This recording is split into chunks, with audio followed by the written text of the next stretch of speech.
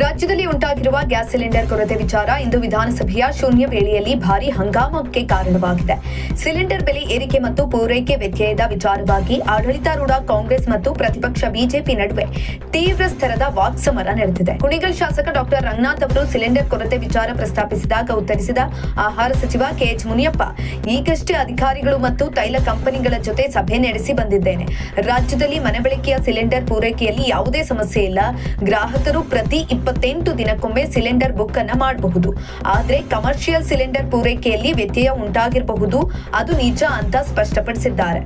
ಇನ್ನು ಬಿಜೆಪಿ ನಾಯಕರ ಕಾಲೆಳೆದಿದ್ದಾರೆ ಮುಖ್ಯಮಂತ್ರಿ ಸಿದ್ದರಾಮಯ್ಯ. ಗ್ಯಾಸ್ ಸರಬರಾಜು ಮಾಡುವುದು ಕೇಂದ್ರ ಸರ್ಕಾರ ತಾನೆ, ಕೇಂದ್ರದ ಬಗ್ಗೆ ಮಾತನಾಡುತ್ತಿದ್ದಂತೆಯೇ ಯಾಕೆ ಎದ್ದು ನಿಲ್ತೀರಿ? ಮುನಿಯಪ್ಪ ಅವರಿಗೆ ಉತ್ತರ ನೀಡಲು ಅವಕಾಶ ಕೊಡಿ. ಹಾರ್ದಿಕ್ ಸಿಂಗ್ ಪುರಿ ಅವರ ಹೇಳಿಕೆಯನ್ನ ಪ್ರಸ್ತಾಪಿಸುತ್ತಿದ್ದೇವೆ, ಸತ್ಯ ಕೇಳುವ ತಾಳ್ಮೆ ನಿಮಗಿಲ್ವಾ ಅಂತ ಲೇವಡಿಯನ್ನ ಮಾಡಿದ್ದಾರೆ. ಇನ್ನು ಸರ್ಕಾರದ ಆರೋಪಗಳಿಗೆ ತಿರುಗೇಟನ್ನ ಕೊಟ್ಟಿರುವ ಬಿಜೆಪಿ ಶಾಸಕ ಸುನೀಲ್ ಕುಮಾರ್, ಜಾಗತಿಕ ಯುದ್ಧದ ಸಂದರ್ಭದಲ್ಲಿ ಎಲ್ಲಾ ದೇಶಗಳು ಇಂತಹ ಸಮಸ್ಯೆಯನ್ನ ಎದುರಿಸುತ್ತವೆ, ನಮಗೂ ಇದರ ಬಗ್ಗೆ ಆತಂಕವಿದೆ. ಆದ್ರೆ ರಾಜ್ಯ ಸರ್ಕಾರಕ್ಕೆ ತನ್ನ ಜವಾಬ್ದಾರಿ ನಿಭಾಯಿಸಲು ಯೋಗ್ಯತೆ ಇಲ್ಲ. ಕರಾವಳಿಯಲ್ಲಿ ಮರಳು ಸಿಗ್ತಾ ಇಲ್ಲ, ಸರ್ವರ್ ಸಮಸ್ಯೆ ಸರಿಪಡಿಸೋದಕ್ಕಾಗ್ತಾ ಇಲ್ಲ.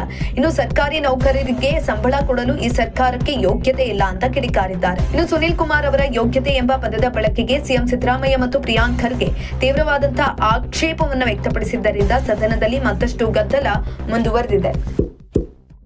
ಇಂತಹ ಇನ್ನಷ್ಟು ವಿಡಿಯೋಗಳಿಗಾಗಿ ಲೈಕ್ ಮಾಡಿ, ಫಾಲೋ ಮಾಡಿ, ಶೇರ್ ಮಾಡಿ.